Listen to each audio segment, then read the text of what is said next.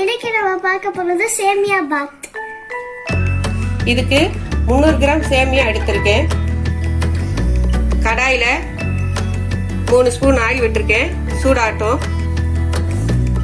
Oil சூடாயிடுச்சு. 1 spoon கடுகு, 1 spoon கடலைப்பருப்பு, 1 ஸ்பூன் உளுந்து எல்லாம் போட்டுக்கோங்க. ஒரு துண்டு இஞ்சி நறுக்கி சேர்த்துக்கோங்க. ஒரு பெரிய வெங்காயம் நறுக்கி சேர்த்துக்கோங்க. ஒரு பச்சை மிளகாய் நறுக்கி சேர்த்துக்கோங்க. அரை தக்காளி கட் பண்ணது,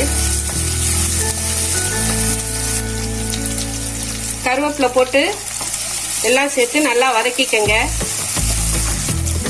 ஒரு கேரட், 3 பீன்ஸ், வேக வச்ச பட்டாணி எல்லாம் சேர்த்துக்கங்க. மஞ்சள்தூள் அரை ஸ்பூன், காய்க்கு தேவையான கொஞ்சம் உப்பு, தேவையான அளவு தண்ணி சேர்த்துக்கங்க. கொதி வரட்டும், மூடி வச்சுக்கோங்க. நல்லா கொதி வந்துருச்சு, காய் வெந்துருச்சு. இதுல இப்ப உப்பு சேர்த்துக்கிறேன். சேமியாவை இதுல சேர்த்துக்கிறேன்.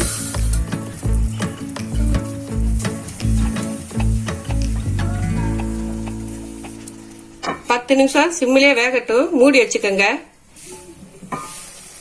நான் இதுல வறுத்த சேமியா தான் சேர்த்திருக்கேன். நல்லா உதிரியா வந்துருச்சு. இப்ப அடுப்பை ஆஃப் பண்ணிக்கலாம். சுவையான சேமியா பாத் ரெடி. நீங்கள் இதை ட்ரை பண்ணி பாருங்க. இந்த சேமியா பாத் ரொம்ப டேஸ்டா இருக்கும். இந்த வீடியோ உங்களுக்கு பிடிச்சிருந்துச்சுன்னா லைக் பண்ணுங்க, சப்ஸ்கிரைப் பண்ணுங்க, உங்க ஃப்ரெண்ட்ஸ்க்கு ஷேர் பண்ணுங்க. தேங்க்யூ.